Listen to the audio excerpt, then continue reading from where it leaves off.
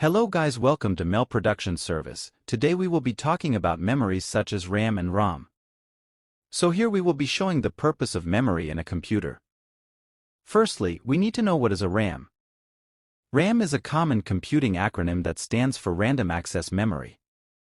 RAM is your computer or laptop's short-term memory. It's where the data is stored that your computer processor needs to run your applications and open your files.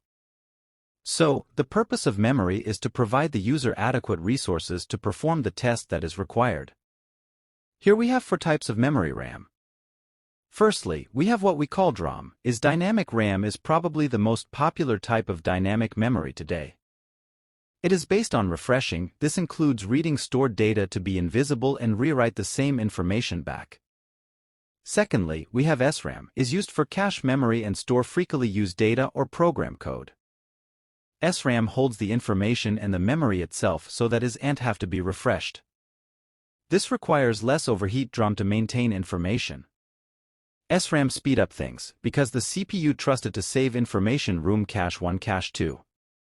Then thirdly we have CMOS RAM. This is the area where computer stores configuration information, such as what type of drives are included, how much memory is installed and date and time for the system. Lastly we have VRAM. This is the memory used of video cards to store the values of pictures. It is based on mathematical calculations and refreshing megapictures. So guys, that's all for today. In the next video I will be showing memory that we call ROM, and please do not forget to click subscribe button and spread this video to others.